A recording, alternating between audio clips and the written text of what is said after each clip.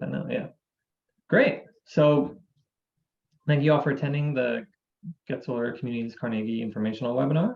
We're going to talk a little bit about the PA Solar Center, what we do, how we approach. Can you bring me like your notebook from the other day and a pen?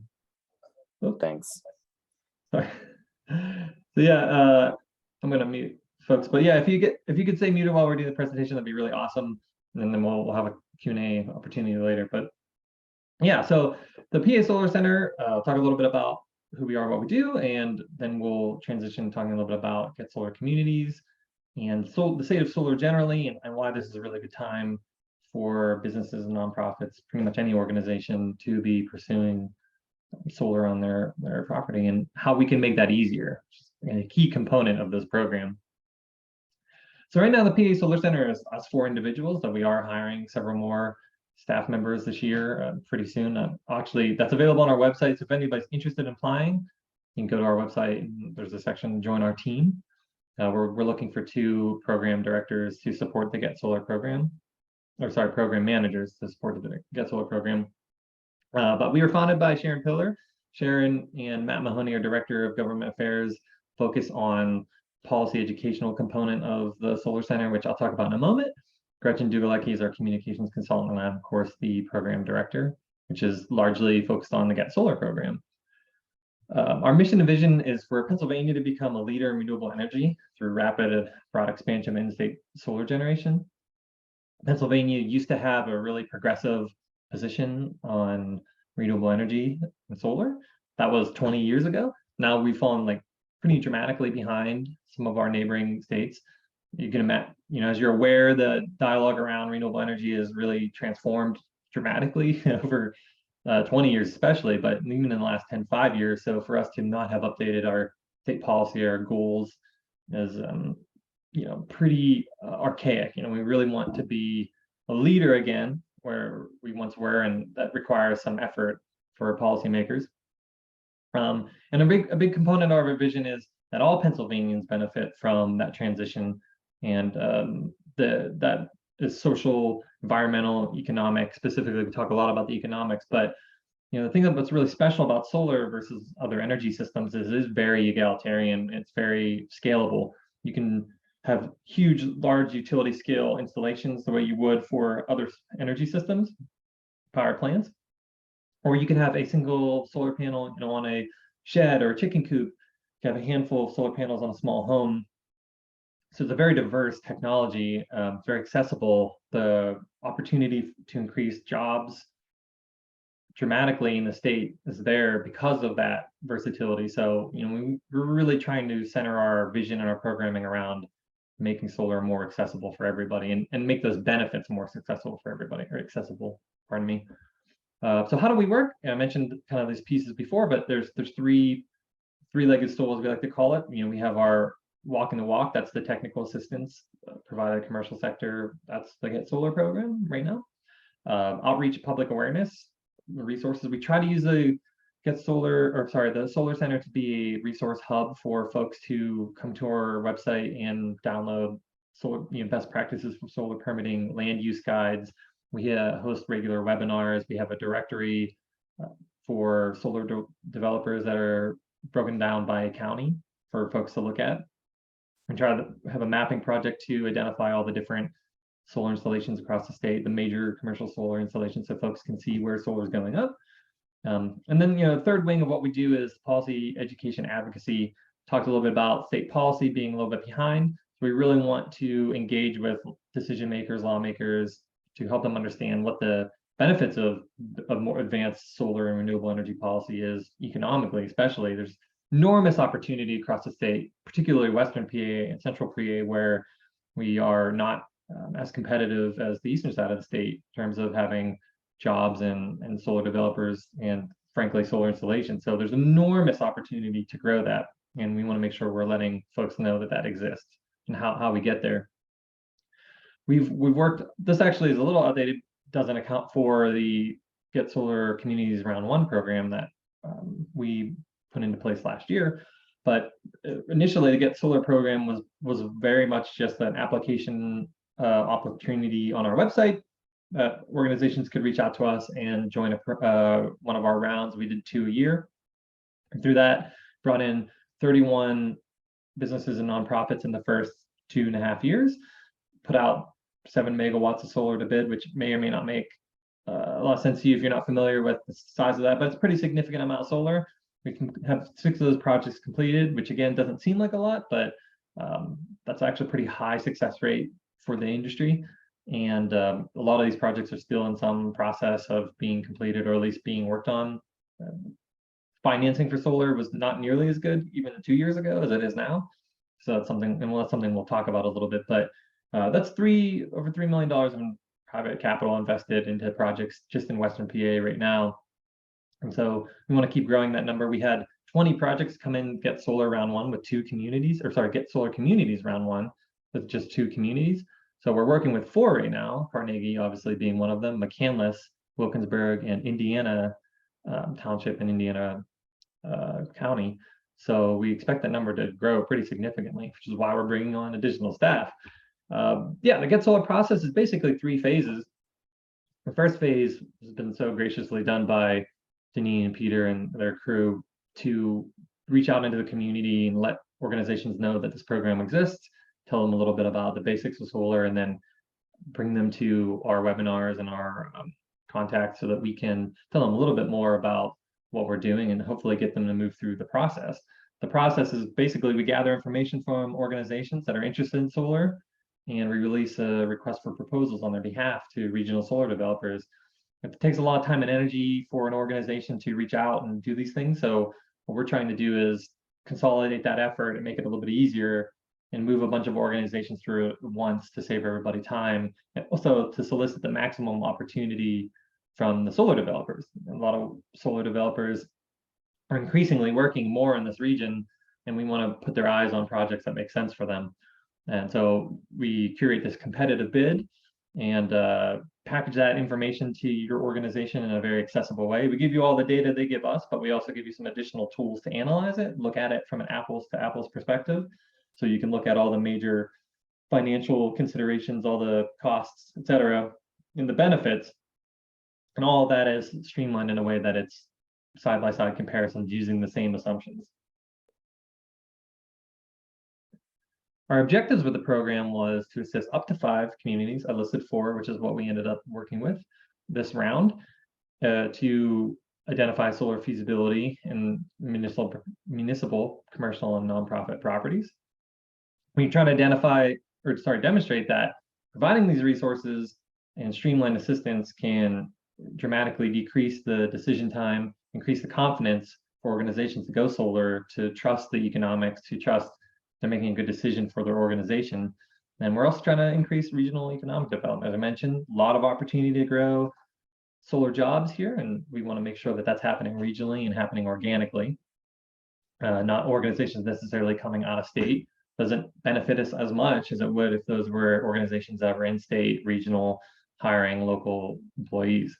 The goal of this round is to get each community to bring in 10 new non-residential solar developments, and we're looking to try and do a megawatt per community. Though that, these are goals, these are kind of benchmarks we're trying to set, but we're happy to help any number of organizations in Carnegie and to any size of solar that goes up.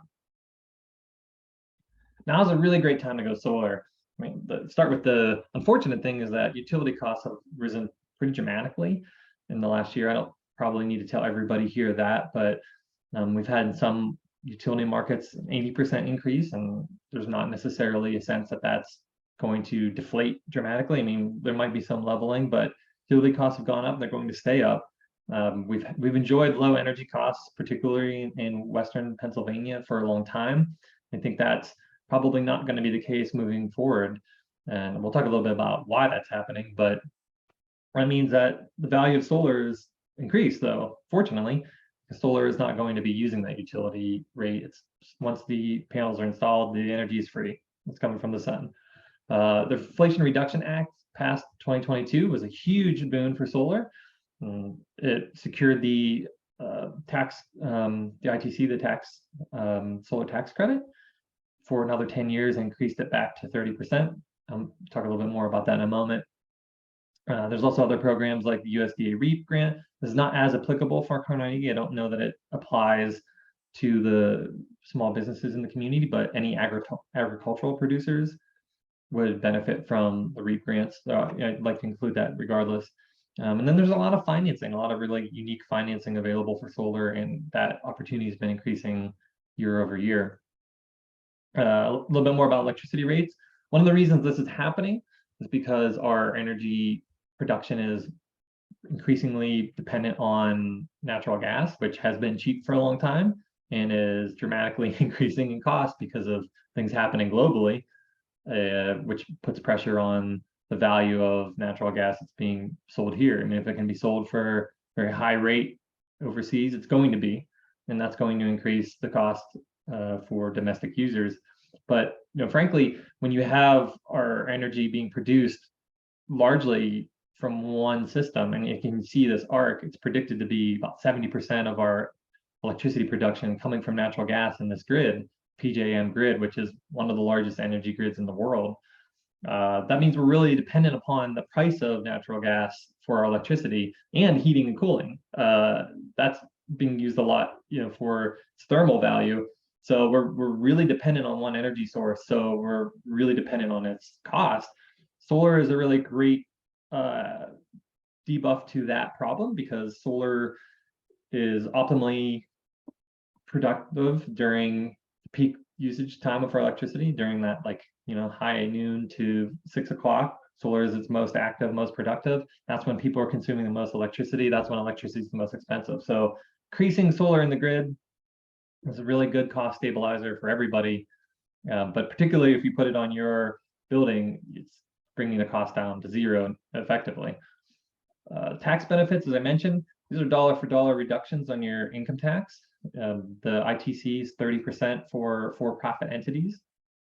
And obviously, you need to have sufficient tax liability to claim it.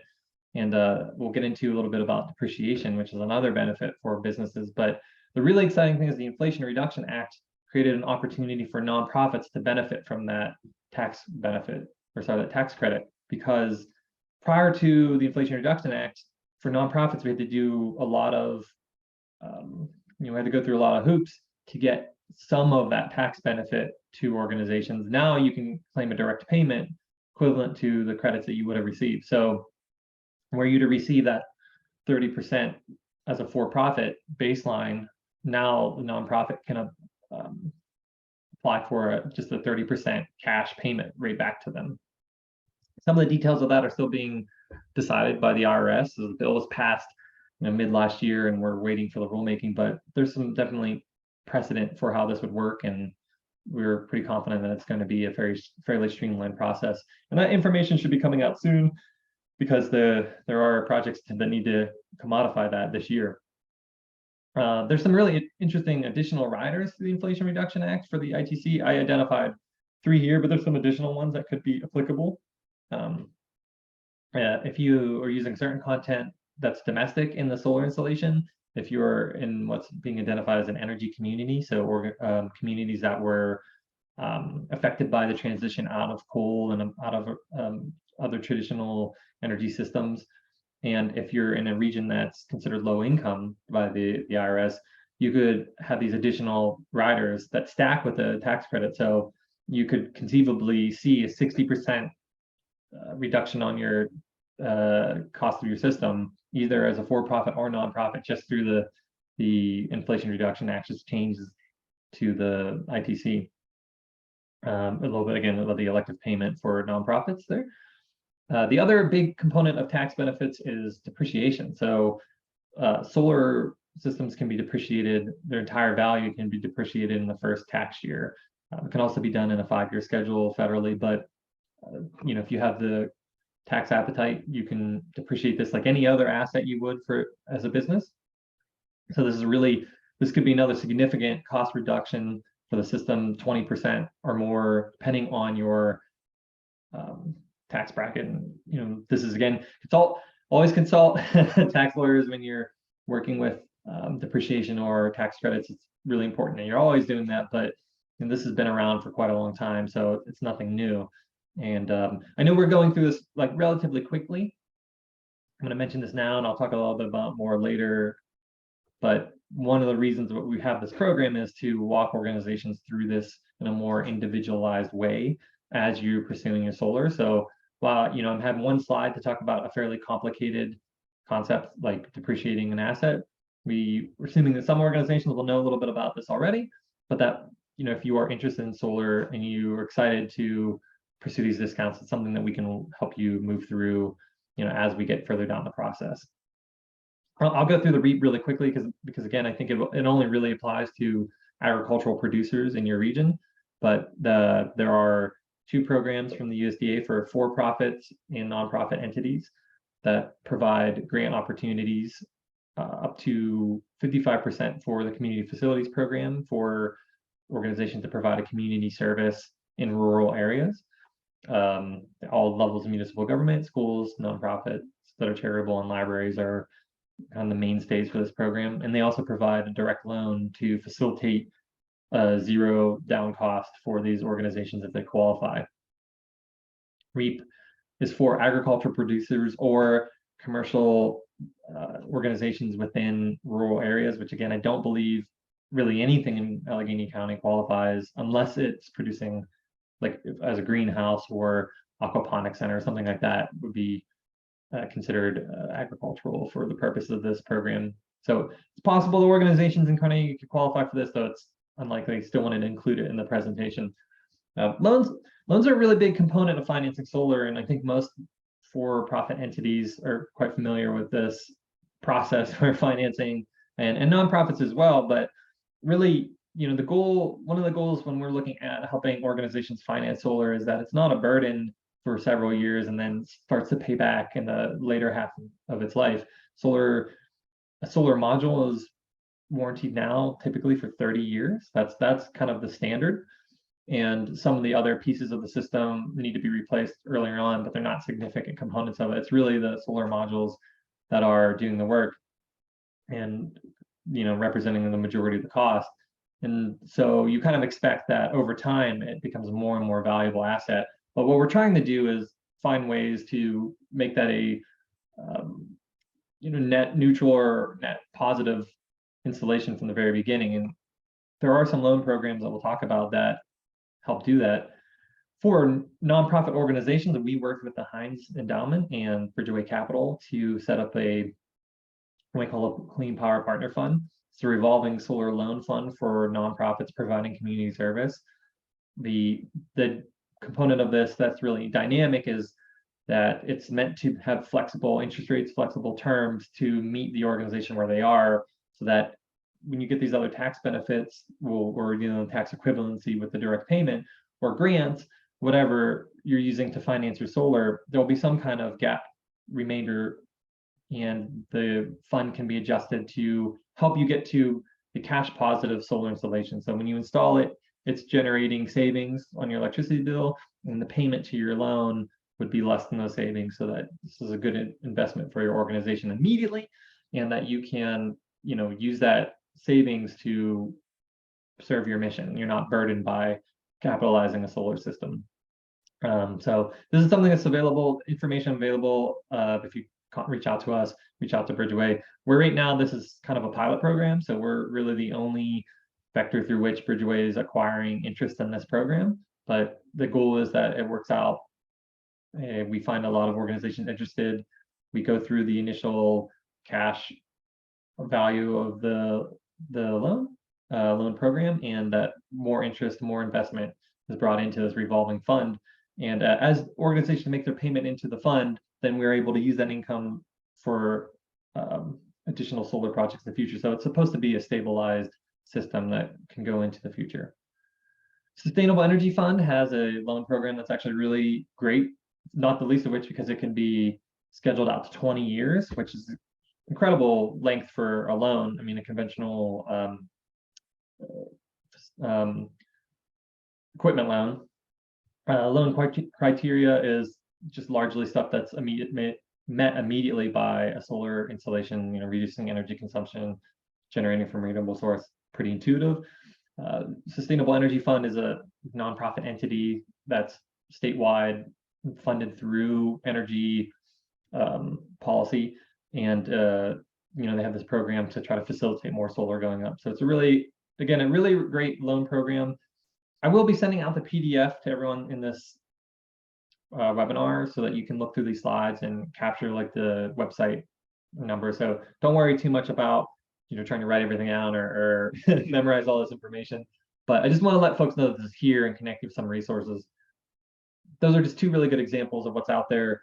There are other entities that we would reach out to. We highly recommend if you have a relationship with a banking institution that you pursue that first, that might have experience with solar. And if they don't, there's ways that we can engage them to help them understand solar finance and how you would receive tax benefits immediately and pay off part of the loan so that you're not being charged for a loan that you're going to pay 60% of it off, almost immediately. So there's some interesting things to do in that space. And, if your bank's not familiar, we will help you work through that.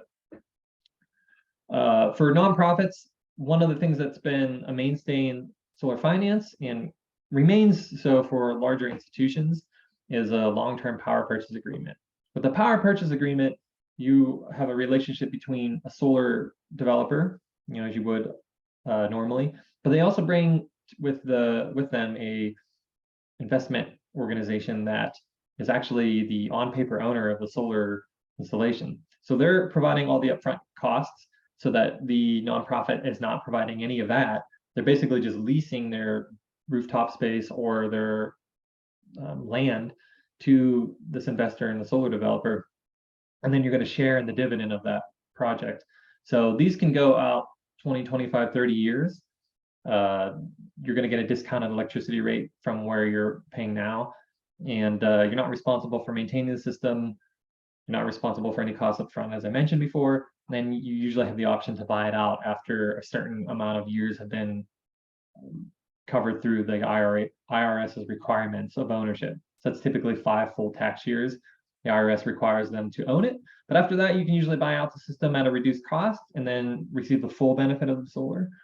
But there's a really great opportunity for larger institutions specifically, because the financing doesn't really work on smaller projects. And by smaller, I mean usually under like 200 kilowatt systems, so roughly $400,000 of solar investment.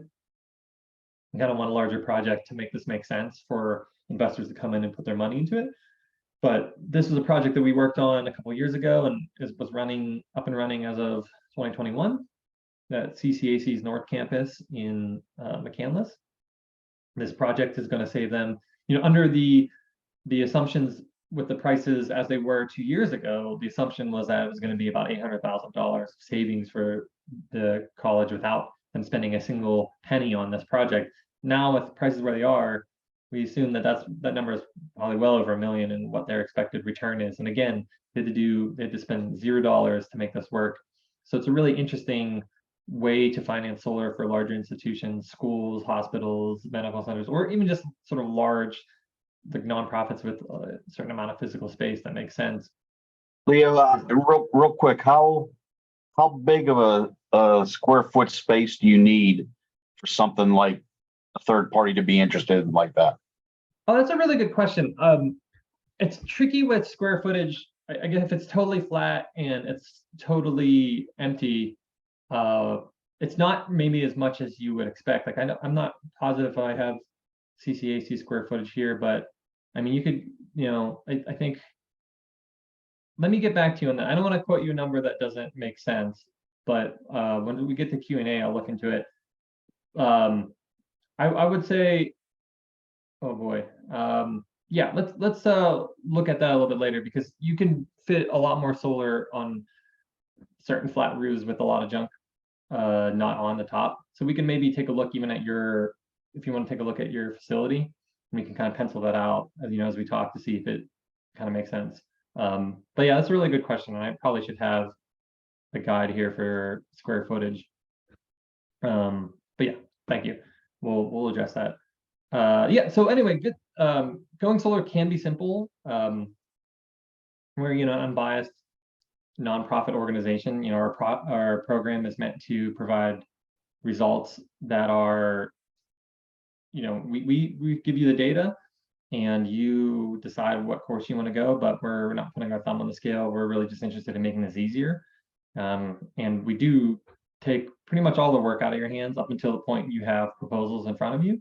We'll require you to get us stuff like your electricity bills, information about your rooftops health, if it's going to be rooftop installation. And there's never any obligation or contracts to participate at any level until you are working with a solar developer and you're contracting with them to do solar. But obviously, prior to that, this is just a voluntary participatory program. We really want you to be excited about working with us and exploring your solar options. And if you decide that doesn't make sense for you financially or organizationally, that's great. At least we know based on your real information about your solar installation. Our application form available on the website. I can also send it to you. There's a drop-down menu for Get Solar Carnegie. You'll see under our Get Solar banner. That'll have all the resources you need. February 6th, I had the front of the presentation, but I want to mention this again, and I'll mention it towards the end. You really need everybody to have all their materials then so that we can turn this around in a very tight timeline. We want to get proposals back to organizations early enough in the year that you have some time to get your ducks in a row and move through this process before the end of the year, when some of these benefits, particularly for nonprofits, there's some decline in the value you can get from that direct payment.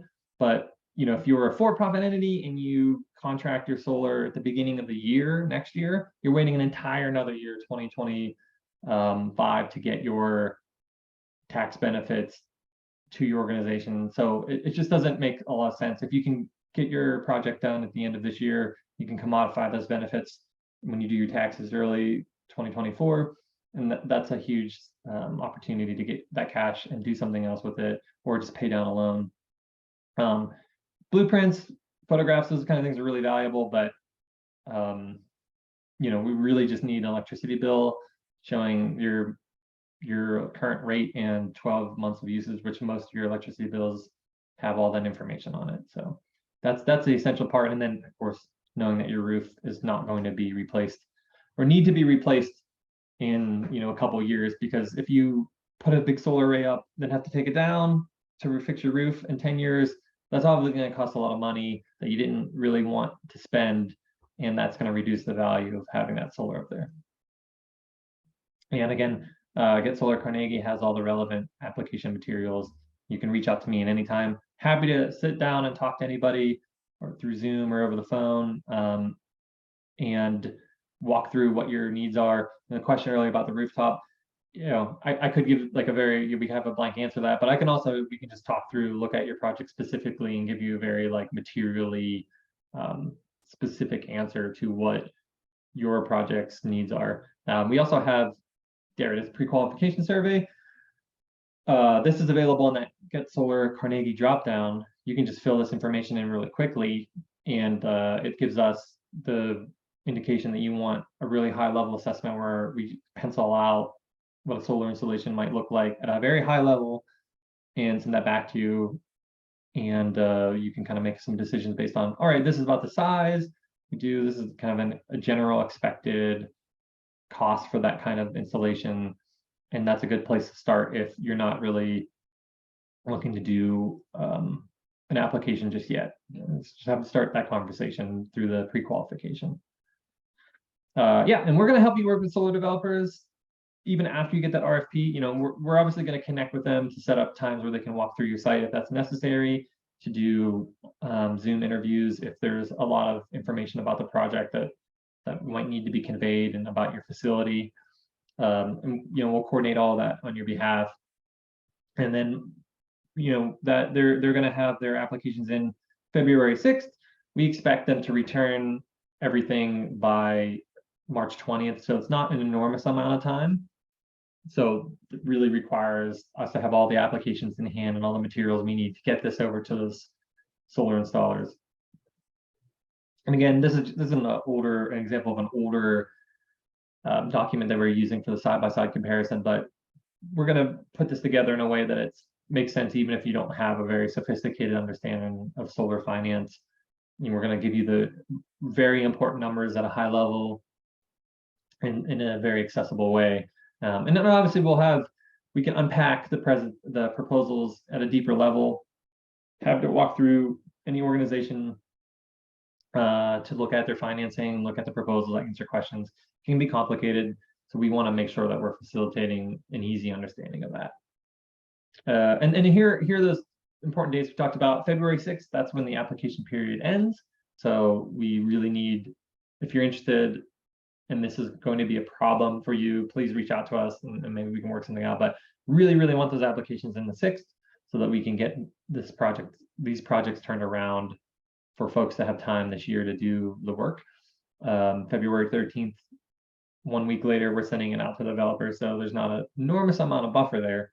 And then several weeks, like 5 weeks later, they're sending us completed proposals. So again, it's pretty swift. Okay, so I know I walked through that very quickly. We have a lot of time left, but I wanted to really, oops, let me share that again. I really want to give folks enough time to ask questions and for us to walk through questions like about the rooftop that John mentioned. So if we want to start there, John, what is the address to your facility, if you don't mind sharing? I actually brought it up. It's 220 Mansfield Boulevard, Carnegie, PA. We have 3 buildings there. One's a rectory, one's the church itself, and then the hall. The hall is the biggest building we have. And I believe, oops.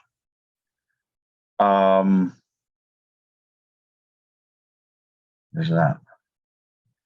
I believe we would like to put it on the hall, but to be honest with you, that's a pretty tight time frame. And my parish council is going to have a huge amount of questions, like who determines if the roof is suitable for that? Who determines if it's structurally adequate to hold all that? I mean,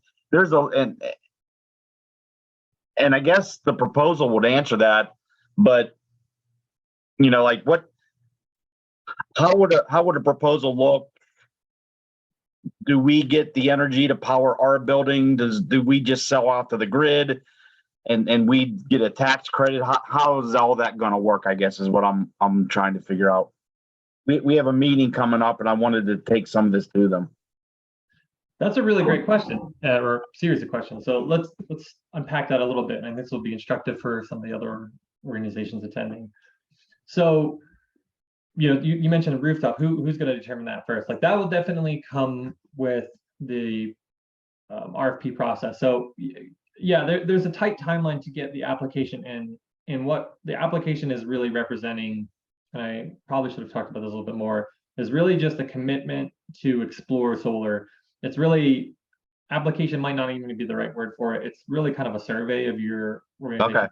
Okay. So it's a 3-page document asking a little bit about like why you want to go solar, what's your physical location, do you have information about the roof's age? It's kind of like those basic building blocks of where are you right now.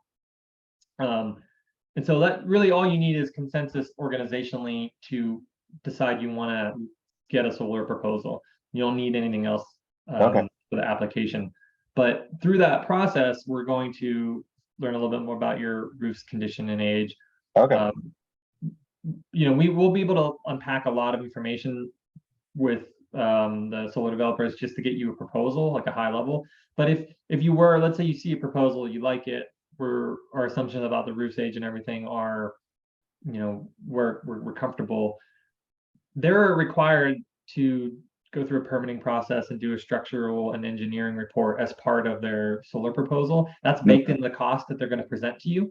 But anytime solar is going up, there's a ton of process that has to go in that the solar developer is required to do to make sure that they're doing what they're supposed to do, that the solar is going to be safe, the roof is materially able to hold the solar. So, you know, that a lot of that's going to come down the line, and that's all up until the point where you're moving forward with the contract. You're not spending any money to get these assessments or investing really any resources, but a little bit of time.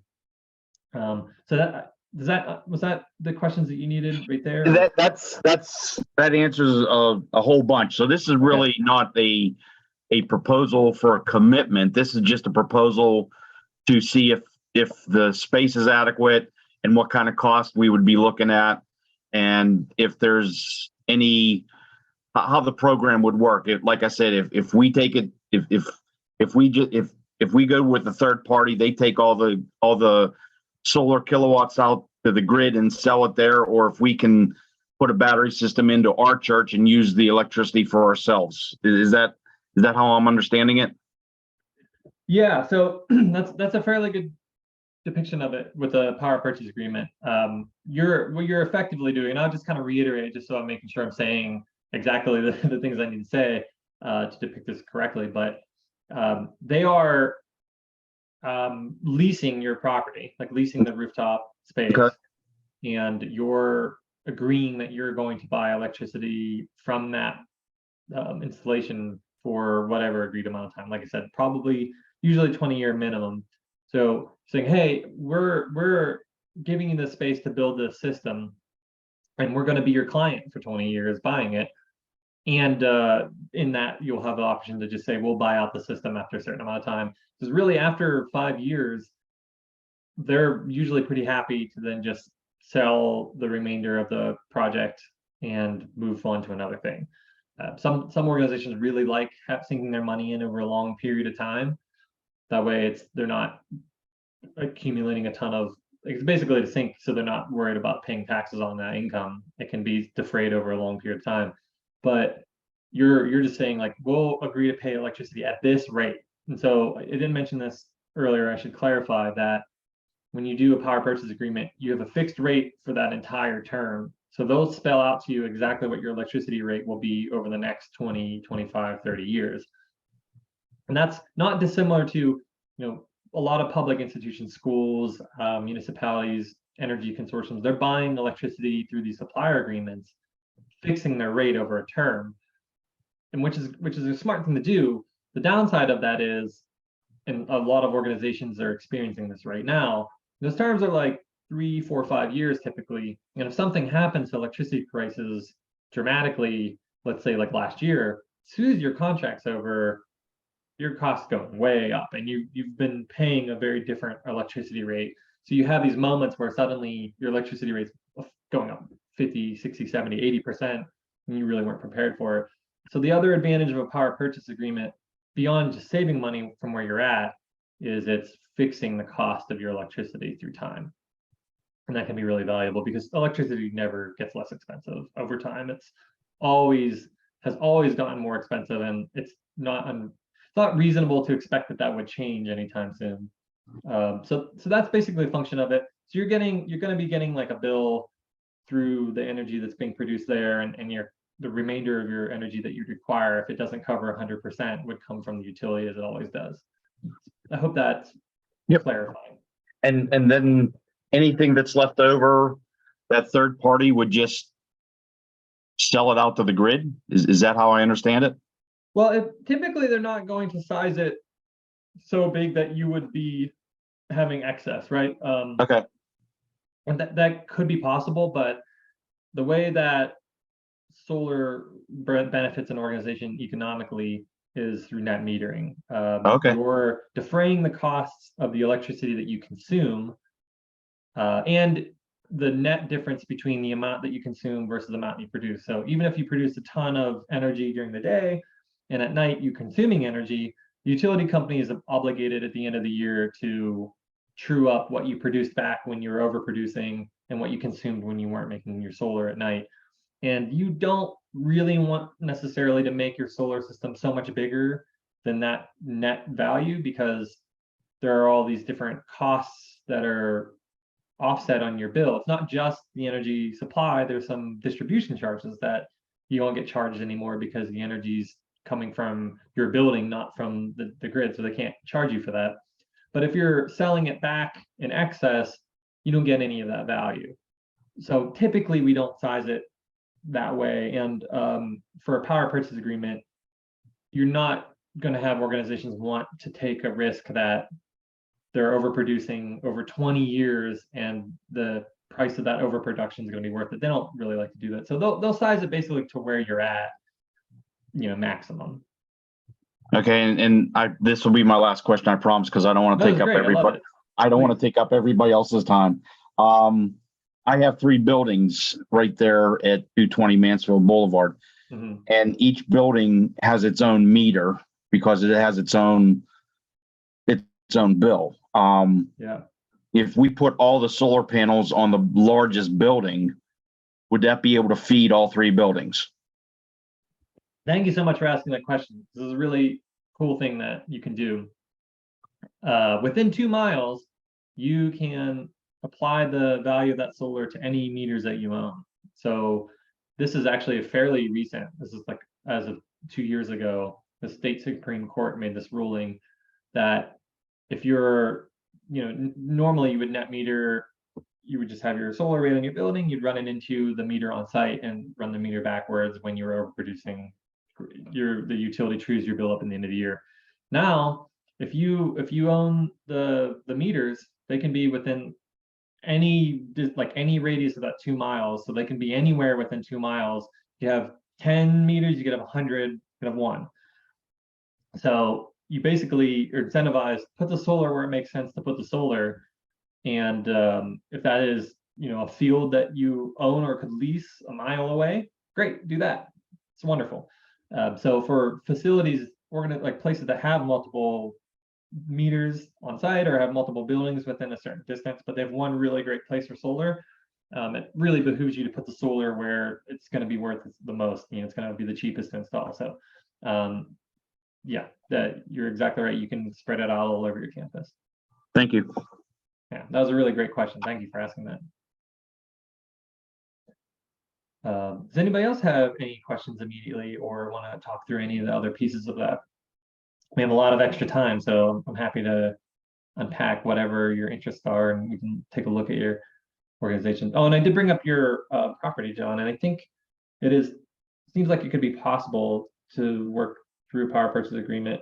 One of the reasons I don't like to ask just the square footage is because things like the tilt of the roof and shade and those kind of things get a little trickier to factor in, but I think we could definitely explore something here. And if it's not on your property immediately, then you can kind of take a look at what other things are available. But it looks like you've some solar viability for sure.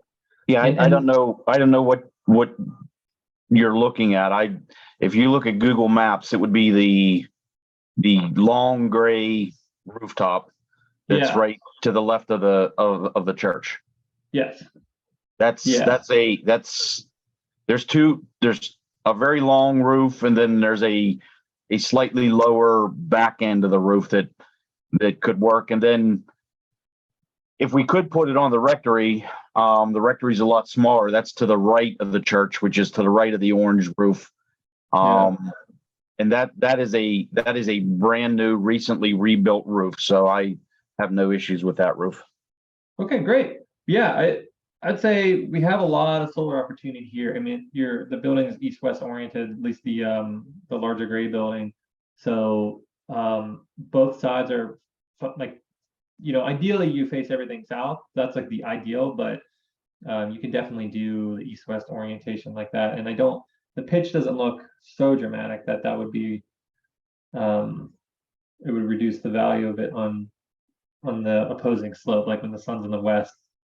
Your eastern solar is not totally dead, but the PPA is not the only way to finance solar for nonprofits too. I mean, there's definitely ways to make it make sense that are similar, like structuring with those loan programs and the tax benefit equivalency you can get. So this is the type of thing that I would definitely want you folks to, if you want to talk about it and reach out to us, and we can have a kind of deeper conversation with more of your decision makers. But this is a really great candidate for solar and good candidate for this kind of program. Perfect. Thank you. Yeah, thank you.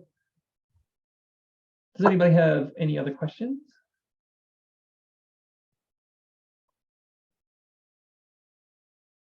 Apologize for scheduling so much time, but we sometimes we have some pretty robust discussions, and it's always better to give people some time back rather than go way over in my experience. But I'm happy to tease out any component of this for folks that are interested.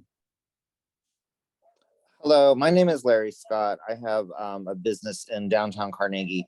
My building is not very big is my question, I guess, would be, is this feasible or worth it? Sure. Sure. Do you mind sharing your address? Sure, it's 233 East Main Street. Not good television here, me looking at the my external monitor while I do this, but generally speaking, it's not, size. Or looking at this right now. Okay, yeah, actually, I think is your roof looks kind of, is that new-ish, or at least It's been retarred, recently okay in the past few years. And you But have it's very long and skinny, the property. yeah, and there's really not a lot of junk on the roof either. Like sometimes the trickiest thing with small rooftops is having a lot of vents and little fiddly things on the roof that obstruct, laying out the solar, obviously. But no, here's the thing, like this is what I was talking about earlier. Like solar is viable at even a small amount of it. Obviously there's a scaling value for like the more solar you install, the less expensive it is per watt installed for things like the permitting. You do the same amount of permitting for every project, no matter how big it is.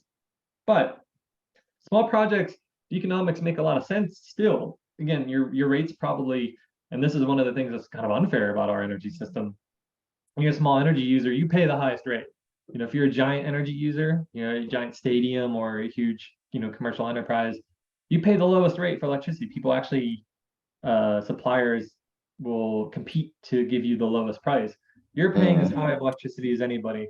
And so you have the most to gain by offsetting that cost, interestingly enough. So there's a lot of advantages to working with smaller businesses that are looking to go solar. And frankly, there's little things like the Small Business Advantage Grant through I think the DCED. When that grant's available, it goes up and down, but you'll likely be able to apply in the application window. It's $5,000 for small businesses offsetting their energy with solar or energy efficiency program. So that could be a significant piece of the cost, net cost, because you're installing a smaller installation. $5,000 goes a long way. So, great to explore solar at any size because there are things that are available, for everybody. That's a really great grant that I don't mention up front, probably should. And some of these, there's a lot of grant and loan programs that kind of come and go throughout the year. So we don't put a lot of those in the presentation because they're very specific to when people apply and when there's money. But yeah, I think this would make a lot of sense to at least look at. Okay, great. Yeah, I would definitely be interested in like grants or, whatever. Yeah. And we, through our Meadville and Triborough programs, we had very similarly sized projects that had proposals and they looked sharp, and we're working through. We had a lot of our projects got forestalled into this year because of the Inflation Reduction Act and waiting for it to sort out. But we have several of these kinds of projects in the queue already, and they make sense, and solar developers like to put in proposals for them. Great, thank you. Yeah, thank you. It's a good question. Any other folks have questions or want to look a little bit at explore their property and talk a little bit about it? So I'm actually right across the street from Larry. Oh, cool. We're 230 East Main Street. East Main Street. Cool. Let's take a look. So we're the bigger building right next to Northwest Bank. So we should have about 6,000 square feet of space on the roof. Oh yeah, that's great. And yeah, and you have some things on the top, but not a lot. Do you know anything about the age of your roof? Yeah, I think our roof is about 15 years old, but we just redid all of the tar and then masonry on the sides. Oh, okay, great. So did you like re-up your warranty or anything? I guess we don't have to totally get into that, but if you do know off the top of the head. Yeah, I can fill in more info. We actually purchased the building, I guess it was about 7 years ago. And so they had done some work on it, and then we went back and redid it. But I think probably before we look at solar, our big question would be if we redo the entire roof again. So. Yeah. obviously you do want to sync up your roof maintenance with your solar, and not just for the maximum lifespan, but you also can potentially put some of the tax benefit of the solar onto the roof replacement. So one of the regional installers, Scalo Solar, is really good at this because of Scalo Solar is built off of Burns and Scalo's roofing. And I try not to highlight individual installers, but I'm going to use an example because we've worked with them on a project like this where we had a roof replacement plus solar, and they have a special tax letter that lets them move some of that value from the solar into the roof because it's an energy system, as the tax code identifies. But they'll use a reflective surface, and what is now pretty industry standard, these bifacial solar modules. So the solar panel actually collects energy on both sides and has some transparency. And when it's on a reflective surface, when they tilt it at certain angles, it's collecting sun that's bouncing up off of the rooftop underneath it. So they're actually more productive per square foot. And then they have this other tax benefit. So if you are exploring like more significant roof redevelopment, that would be like, it'd be worth kind of looking at this together. And you can also move some of the things around maybe on your roof. You don't have a lot on it, so it's not a huge deal, but that's a thing that can factor into doing it all together. But the main concern is just like whether or not if you put solar up, you kind of want 20 years ahead of you where you're not doing anything significant like resurfacing, because then it's gonna be real pain. Absolutely.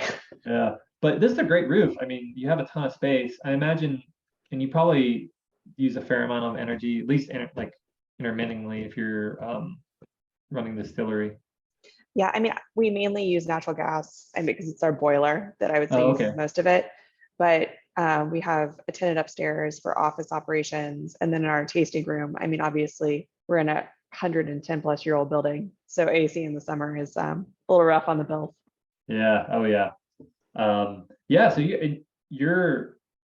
I'd be interested to see your bill because you're probably maybe close to doing all or at least a significant chunk of your energy with that rooftop. And the nice thing about both your facility and Larry's, there's really no shade. You can orient everything north south, so you can really maximize the value of those modules. But yeah, not much more to say. I definitely want to see, what your roof situation is, but again, there's a lot of good things about doing it now.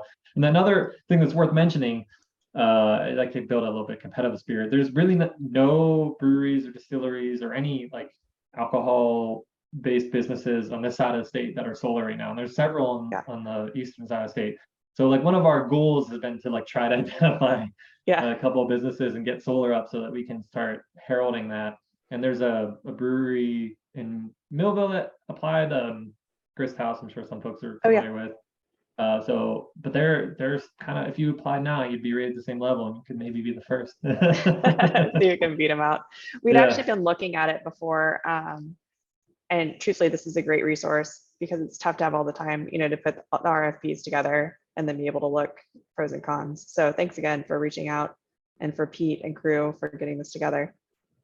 Yeah, this is so exciting. We'd love to help. Oh, and I think I should mention to you and like to anybody on the call, there's a thing called solar renewable energy credits. So in addition to offsetting your electricity usage, when you generate a certain amount of electricity with a solar system or any renewable energy system, you get like a virtual credit. And these credits have two purposes. One, you can sell them and they're worth money. Right now, they're worth about $40 per credit. And a project, let's say a project your size, if I'm guessing, would probably produce 150, 200 of those, maybe. That might be a little high, but so that's several $1,000s a year. Or you keep them and you retire them, and this is really where their value comes from. Then you have the legal right to say we're solar powered through our solar installation. Those credits represent the legal right to be solar powered or to claim the solar power. And the utility companies are required to purchase those to meet their objectives, which is where that state policy comes into play. So our goal right now in the state is 0.5% of our electricity be solar, which is not a lot. Considering like New York is getting to like 30, 50% renewable, 10, 20, 30% solar. That's their goal for the next couple years and decades. Ours is, we're past it. We've already blown past the requirement, basically. So that determines the cost of those because they're not as high as demand. Ours are worth like $40. In Massachusetts, they're worth $250. So you can imagine that that would have a significant change in how you finance solar were those to go up. But I mentioned, if you want to be the first solar powered brewery, you'd be obliged not to sell those to claim that legal right. Okay. But there are other ways to talk about it and to brag about what you've done and how you work without losing the commodification. Because if it makes sense to sell them to get your solar up, sell them. Like it's great when people want to be like, we're legally solar powered, but make money. Yeah, keep your business free. So but that's a little bit of nuance that is available as well. All right, thank you. Oh yeah, thank you. Okay, and if there are no other questions, or first, are there any other questions? I'm happy to keep talking. And you can email me or reach out to me or call me. My number is in the presentation. You have my email. I'll send these slides out to everybody. We'll post the presentation online this week, but I'm happy to talk to anybody, schedule some time, reach out to me. I will say this until I regret it, but anyone that reaches out to me, I find time to talk to them. And regardless of what else is going on, we really want to make sure that you have the confidence to go solar or explore it. Really right now, all we're talking about is just explore it, just see what's out there. Because if you're making the decision not to go solar by not doing it, but you're not making with all the material information that you could have. Like, what does it actually make sense financially? What's out there? It might be the case that we find a pathway that makes a ton of sense and you're really going to be excited about moving forward and save money. So and we talk purely economics in this because that's, in the end of the day, that's going to be how people make their decisions. But there's obviously other benefits to going solar, and those are things you get to narrate, and we'll work with you to get good PR and do the thing. So I'm happy to explore that stuff as well. But it doesn't seem like we have any other questions, so I'll give you folks a half hour of your day back. Peter, if there's anything you want to say before we jump off, or Deneen, I'm happy to stop talking. Yeah, I just wanted to say thanks for hosting this. Yeah, that's the one thing that I found super cool about the Get Solar Communities program is how personalized that you guys are going with this, really getting down to everyone's individual situations and giving them all the information available. And so, yeah, no, it's been great working through the process, and I'm excited to see it move forward. Thank you, Peter. Yes, thank you very much. We really appreciate everything. Yeah, you too, Deneen. You've done really wonderful work. And this is just, in the end, this is just the beginning of what we're working on. Like, we really need to get these projects in now so we can give the folks the time, but we will continue to work with Deneen and Peter, over the next several months to try to facilitate the growth of solar. And I'm sure, it sounds like there's some work being done with some Pitt students that are in the call. Anything that we can do to support that effort, we'd be interested in talking about that as well. So please feel free to reach out to me after. And I hope everybody enjoys their day and the rest of their week. Thank you for your time. Yep, thank you. Thanks everyone for coming. Yep. Thank you. Thank you.